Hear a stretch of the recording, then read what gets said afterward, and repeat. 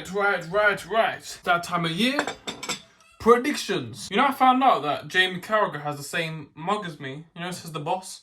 Found out I was watching Gogglebox the other night and he had the same mug as me. I was like, oh, what a bastard. But anyways, what are you saying, YouTube? Welcome back to another video on the channel. And today it is that time of year. It is the Premier League predictions time, as the Premier is just around the corner. It's 3 days ago. 3 days away as I'm recording this. Burnley will host Manchester City to kick off the 23-24 season. And I thought, why not make a fool of myself and predict the whole Premier League? And now for this, I've actually got a nice little bit of condensed notes. I've got incomings, outcomings, my thoughts, my general reasons as to why I've placed these in such positions. Yeah, as you can see, room still hasn't even been touched since the last video, so, you know, fun. Also, I'm packing. He's cooking. France soon. Vlogs on the way, get ready. But yeah, so mind the background. Regardless, you probably won't see it because this, ta-da, on the screen here will be the Premier League table. I hope that edited really well, unless I look like a proper knobhead. Fucking knobhead. But yes, 20th to first place, predicting the whole Premier League, and hopefully, if I'm still on this platform, I will be able to react to this come at the end of May next year. But yes, people, if you do enjoy this video, please leave a like and subscribe if you are new around here. The support has been insane since we've come back from a long absence. The first video, the return of the realm, did quite well as well. Got a lot of people returning viewers back. And then the back-to-back, the Utopia reaction and the Arsenal Monaco vlog, well, back-to-back over 100 views. I think the Arsenal one's almost at 200. And on TikTok as well, we're blowing up. The Utopia reaction, a clip from there got I think around 15k views. It's insane. We've gained. Oh, shut up, nigga. But enough waffling. I've got my tea. I've got my cake, which I've kind of half eaten. But let's get into the video. So how I'm gonna do it is I'm gonna announce the positions in sections. So we're going to do the bottom three first, then the kind of bottom half that I think is going to be in the relegation battle, then the bottom half I think will be comfortably mid-table, then the top half, which I think miss out on Europe, then the Europe places outside the top six, and then 5th, 6th, then top 4. So let's go. Bottom three. I think the bottom three this year, who that will get relegated, I think it will go Wolves 20th, Sheffield United 19th, and Bournemouth 18th. Now, Wolves bottom might be a bit of shock to some. However, my reasons behind it, Lopetegui will leave quite early. There's been rumours he is going to anyway because he's not being backed. Right, Harry from the future here. I'm recording this, well, I'm editing this the next day, and I've only just realised that when I finished recording, Lopetegui actually did get sacked, as you can see. I mean, I did call it. Obviously, when Wolves did come up that first time, they had to, you know, FFP's finally caught up with them. They spent a lot of money to get into the league, and now they have to sell a lot of players to try and reinvest it. But in doing that, I think they've oversold. They've sold so many key players. Ruben Neves, one of their best players for years, has gone to Saudi Arabia. Collins, great centre-back for them last year, has now gone to a rival as well. They've gone to Brentford. Even players like Connor Cody, who obviously was on loan to Everton last year, but that's still a player who was at Wolves for a long time, gone.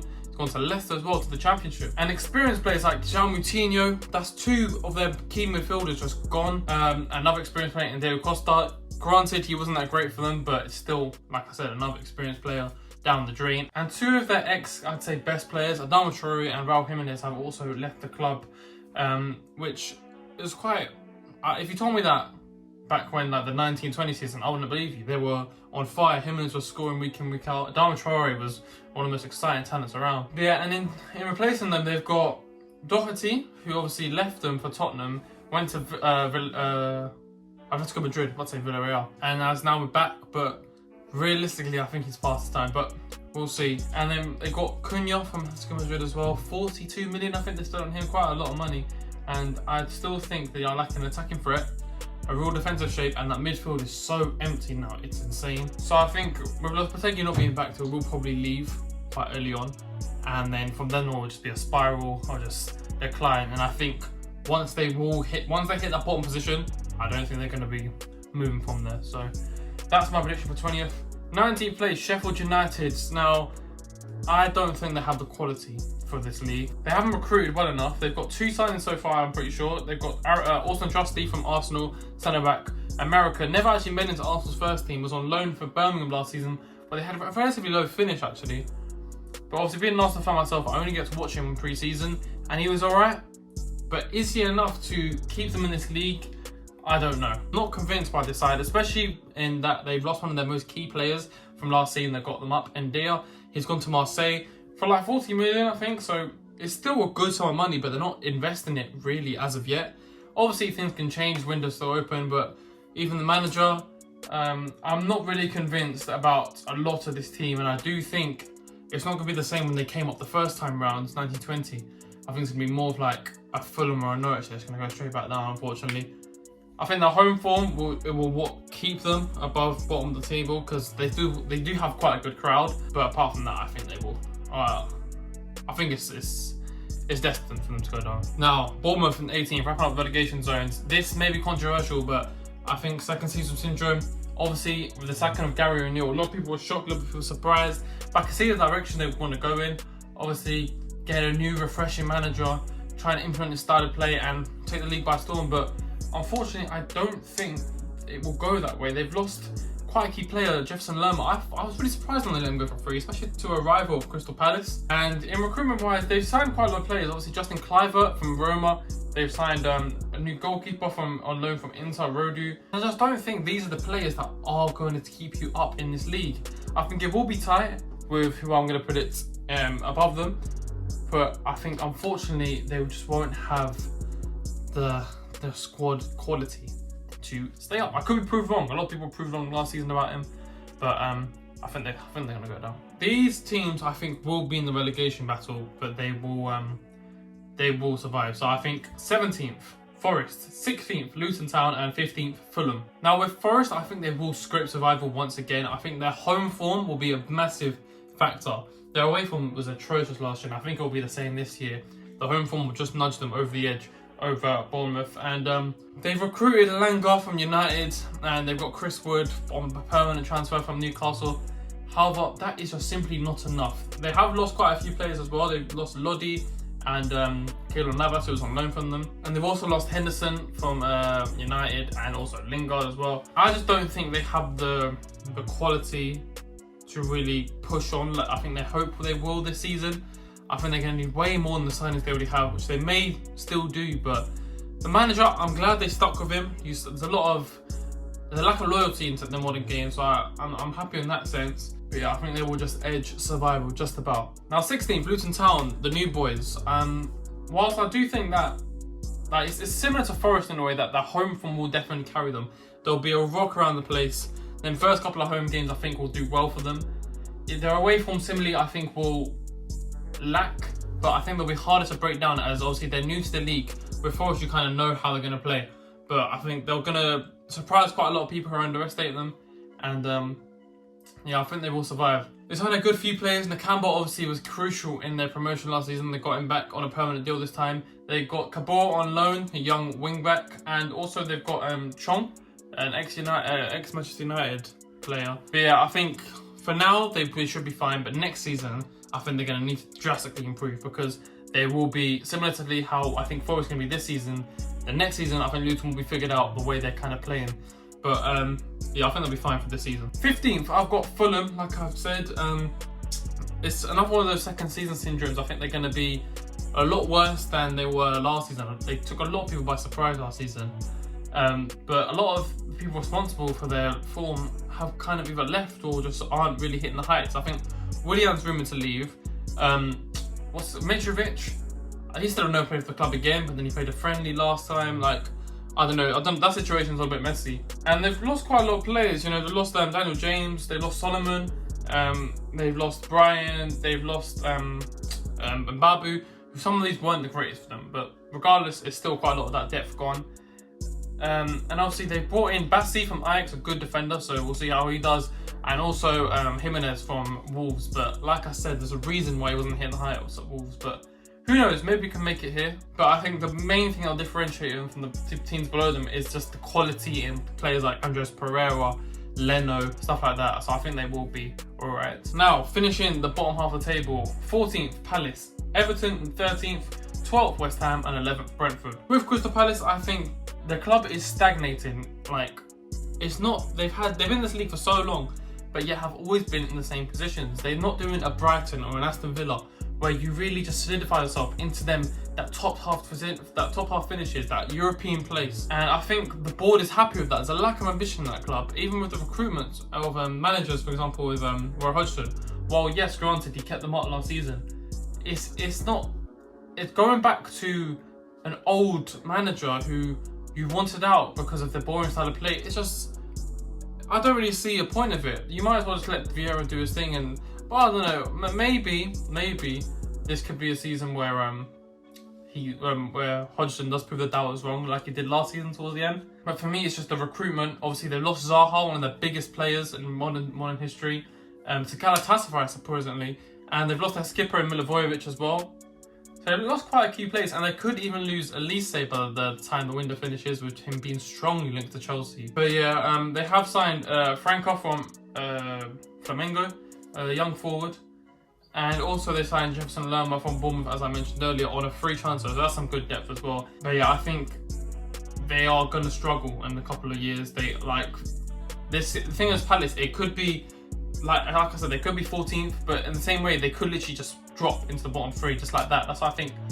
But I think they will just be okay if they do keep Elise and stars like Eze, because they're so quality.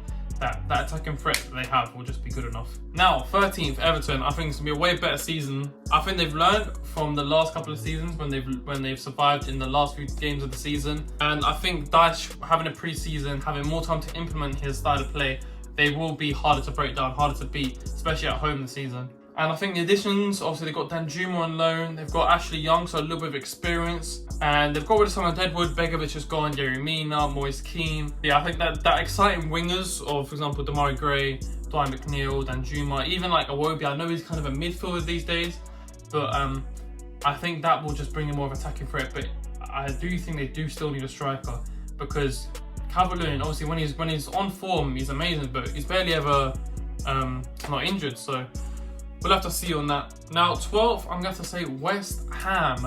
Surprisingly, but I just cannot believe how they have still yet to sign a single player this summer. I mean, they've come off the back of their first trophy in God knows how long, a European trophy, and that. They've just got the record ever sale, selling club captain Declan Rice for 105 million euros. And as well as that, they've lost they've lost Gamaka, who obviously wasn't the greatest signing for them, but even Lanzini, Masuaku, they are selling quite a few players. However, they have brought in absolutely no one. They're linked to Maguire quite heavily, but I can see Moyes walking away. I don't think he will, but if things don't change, I can definitely see it happening, because you got to back the manager. They have been screaming for a clinical striker for absolutely years now, and I think with the lack of investment in this club really has been just astounding with this recent success as well. I do feel bad for Moyes because he's been great for them, and people underestimate him. He gets a lot of hate, especially last year, due to their league form, but he gets the job done. That trophy was that final was actually great. I mean, I'm an Arsenal fan, but I was quite happy when they won that trophy, just to see him succeed, because he's been under a lot of scrutiny. But I really hope the board started to back him, because West Ham, it's weighted potential in that club, it really is. And finally, like I said, closing off the bottom half of the table is Brentford. Whilst obviously they will miss Tony, I think that's a key factor. They definitely will miss Tony, but not to the extent that a lot of people think that it will affect them. I'm seeing people saying, close to relegation zone or even relegated. I think that's a joke. He's going to come back towards the end of the year. There's a good squad in there. They've got plenty of great players, and they've invested quite a bit. They've got that Collins from Wolves, like I was talking earlier, so that's a good defender brought in.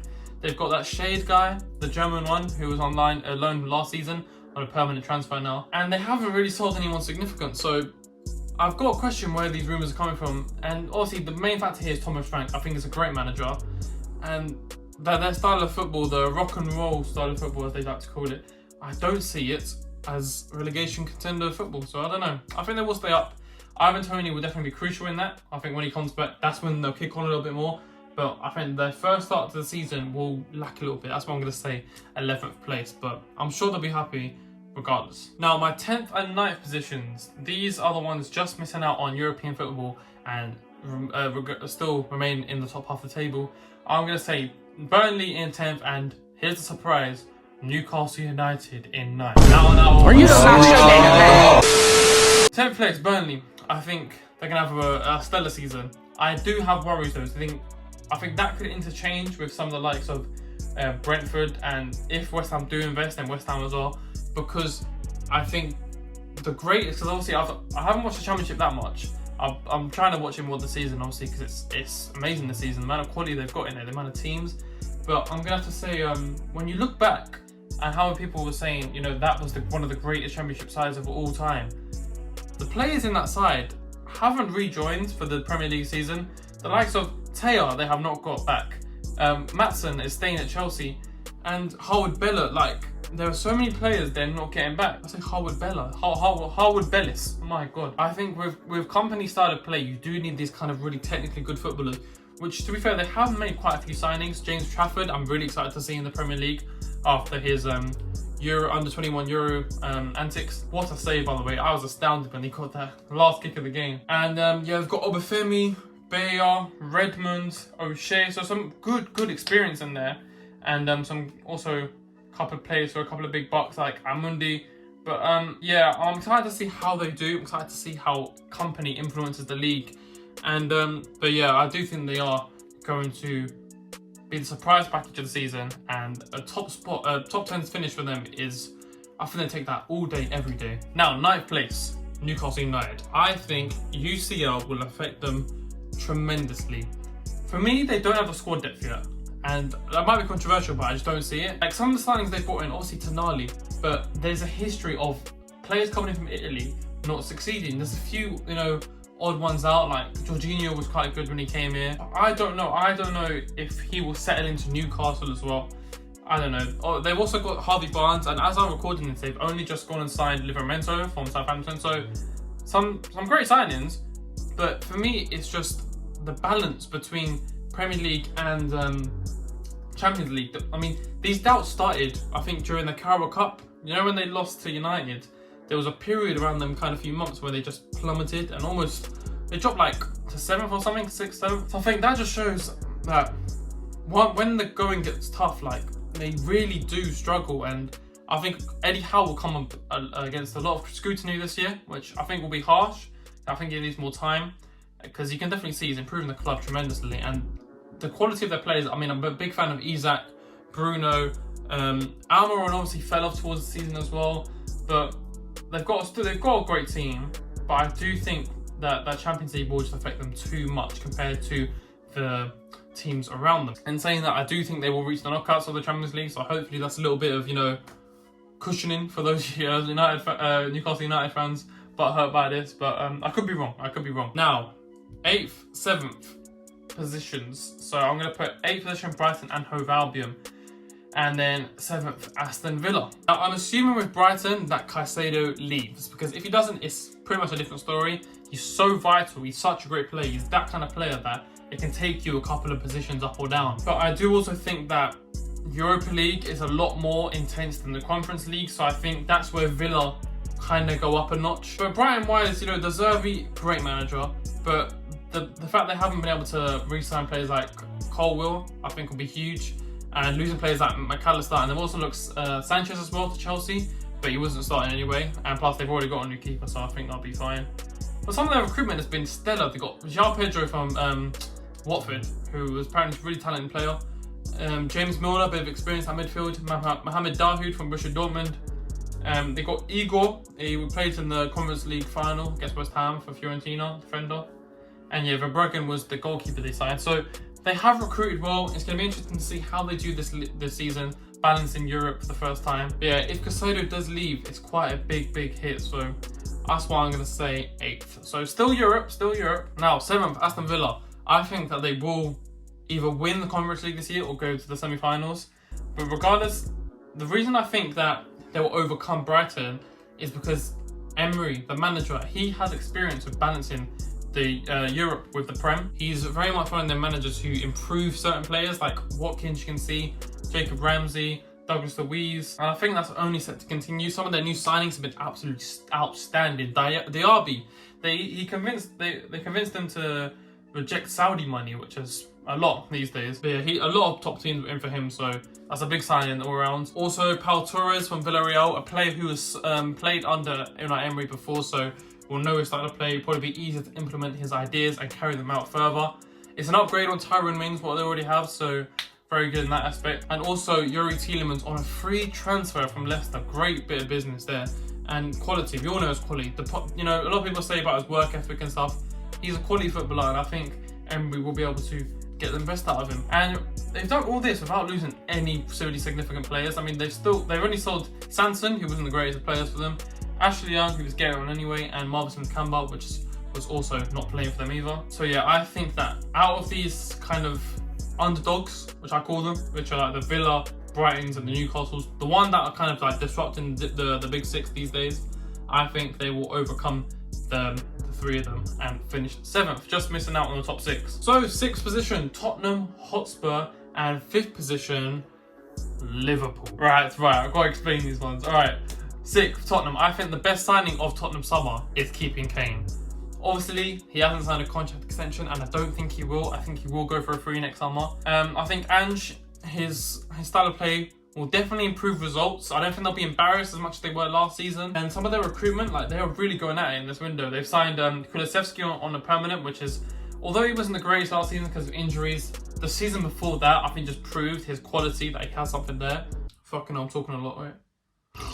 Signing Vicario was essential. Lloris is not the keeper he used to be. They've been overdue a new keeper for absolutely ages, so we'll see how Vicario does. As I'm recording this, they just announced Van der Ven, Wolfsburg centre-back. 43 million, quite a lot, you know. But yeah, on top of that, also Pedro Porro on a permanent deal. They got Solomon, who was amazing for Fulham last year. Phillips from Blackburn, a youngster. Another wonder kid from, I think, a Uruguayan wonder kid. That was compared to Suarez or something, or Messi. They've just announced him today as well, so that could be interesting. And obviously, I think the biggest one out of all, James Maddison. I think it's a player that, I mean, they've been needing to replace Eriksen since he left. And I think Maddison could be one of them players that really creates, because Tottenham is their lack of creativity really in these systems. That's why they were boring last season, a lot of people said, under Conte's system. But yeah, like I said, it has been absolutely crucial that they have not let Kane go.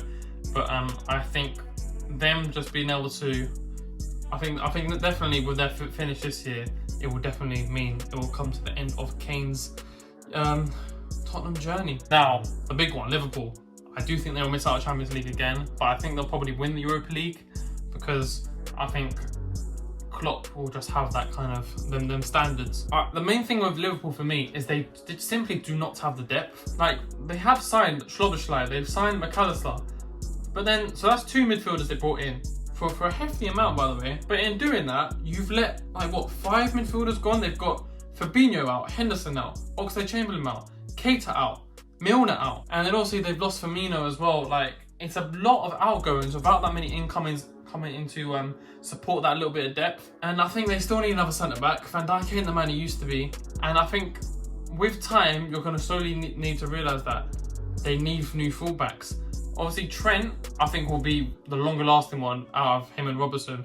I think Robertson is slowly fading away. But yeah, for me, I think the thing with Liverpool is they're still recovering from those, I think you can call it their glory years of like the UCLs, the UCL finals, Premier Leagues, chasing down Man City for all those years. They are really recovering from that period. That super team, I think, will take a lot. Or you can obviously the remains are still there. You can kind of feel that they're still recovering. They're still trying to build.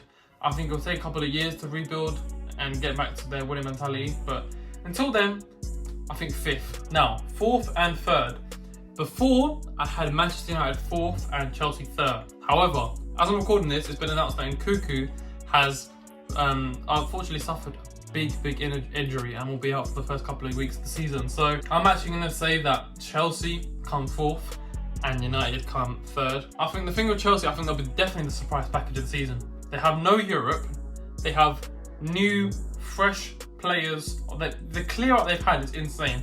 Just the name: Kovacic gone, Bakayoko, Mendy, Havertz, Zakaria, Felix, Koulibaly, Kante, Loftus-Cheek, Mount, Azpilicueta, Pulisic, Aubameyang, Ampadu, and it's probably a couple more while I'm recording this. And in doing that, they've brought some amazing talent in. And Nkunku, as I've said, but unfortunately injured. Sanchez from Brighton, which obviously a new keeper, which has been quite largely overdue. DRC, a centre-back from the French league, who probably will reassure that defence a little bit more. Angelo, a youngster. Ugo Chukwu from Stade Rennais. So there's a good couple of players coming in trying to just refresh the squad. They've lost so many players. It's a new era for Chelsea, and I think with Pochettino's style of play, fresh, exciting, a lot of people underestimate him this season. I think they will creep in to 4th position. But yeah, that means Manchester United will be 3rd, and I think they will be in the title race this season. I think it'll be a 3-horse race, but United will come out short. I think the recruitment's been absolutely stellar. Every time they've had a weakling, Ten Hag has been very ruthless. He's got rid of them straight away, seen that and highlighted the area and bought a replacement.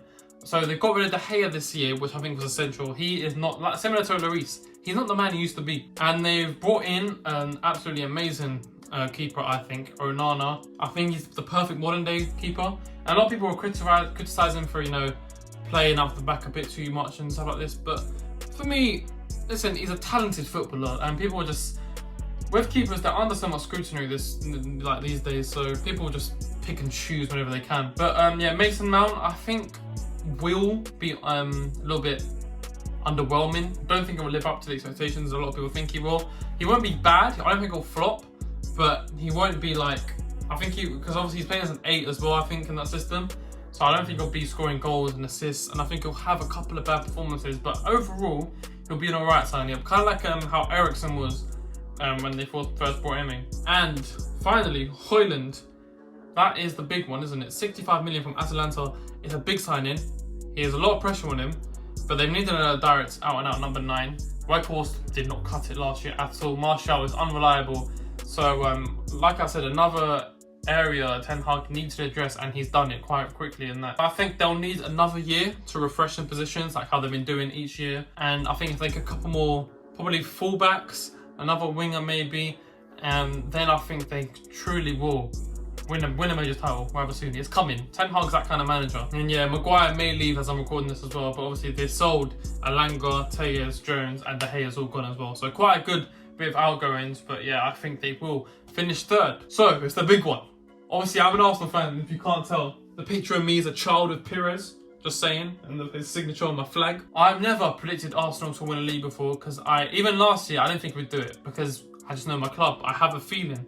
Even this year, I have another feeling that, I don't know, I can never see my club doing it, because I haven't seen it before. I'm only 18 years old. So, question is, am I going to say Arsenal are going to win the league this year? To be honest with you, yes, I think we're going to do it. Just about. I think it's going to come down to a couple last weeks of the season, and that little bit of experience from bottling it, which we did last year, that will come back to really motivate us. And I think, yeah, we're a blessing in disguise. Unfortunately, you know, the pain that it was bottling the league, letting City run away with it, I think it will be a good learning curve, and with the signings of Declan Rice, Havertz and Timber, we will win this league. However, let's address Man City first. 2nd place. I think they're by far the greatest team in the world, but I think after the treble, it's so hard to re-find that sort of motivation to go again and go again. They've lost a lot of players. Gundogan's gone, Mahrez has gone, and in that they have brought in Kovacic and Gvardiol, which I think will be great players. Kovacic was alright the other day in the Community Shield. Gvardiol, I think, it's just, I mean, their defence, their depth in defence is absolutely insane. I think it's the best in the world by far. Probably between them and Barcelona, really. But yeah, I think Guardiola, you can never underestimate him. He may go out again and win another treble, to be honest. Like, he's literally that good, but unfortunately, I don't think the team will have that hunger as they did last year. Haaland will still be scoring. De Bruyne will still be doing amazing as well, but I think eventually you'll see this super team kind of fade. And I think in them fading, that will give Arsenal the chance to finally win this league. God, man, that feels wrong to say. But yeah, I think Arsenal's recruitment's been amazing. Timber, I think, will be looking back, he'll be a bargain. 34 million to get a player of his caliber, versatile, young, so technically gifted. Like, the other day, obviously, the Community Shield, like I mentioned, he was absolutely amazing. And yeah, if you wanted to see a clip, this is me reacting to the Community Shield. It was fucking insane. But yeah, insane. I do think that this may be the year. I think the only worries I do have is the competitions. Obviously, Champions League for the first time in a long, long time. Getting the choice between Champions League and Premier League, I take Champions League all day, because we need one on our CV these days. Come on now. Yeah, hopefully the experience gains and the addition in quality will push us over the line this time. And hopefully, when I come back in May, Arsenal will have a Premier League title. But yeah, that is my Premier League predictions. I cannot believe I've just said Arsenal will win a Prem. That is insane. But yeah, full table, here, hopefully, I've edited correctly. Please, please, please let me know your thoughts. Want to get discussing. You know, I know I'm probably going to get attacked for it, so might as well firm it. Yeah, the Premier League does start this weekend, so exciting to see how it goes. Hopefully go to a few more games, a couple more vlogs, but I will be watching the game in France, so watch out for that vlog there. Yeah, overall, thank you all very much for watching. I hope you did enjoy this video. If you did, make sure to leave a like once again and subscribe if you're new around here. Check out the socials, TikTok, Twitter, Instagram, we're on all of it now. And hopefully, I will see you all in the next video very soon, in a bit. I've been rapping for way too long. She just been hitting my line, she saying blood, look at my favorite song. I just been taking that girls, ripping them up when I'm up in a thong. I just been trying to do right, I ain't even trying to do wrong. Tell me you rockin', you roll. Tell me you rollin', you rock. Tell me you rockin', you roll. Tell me you rollin', you rock.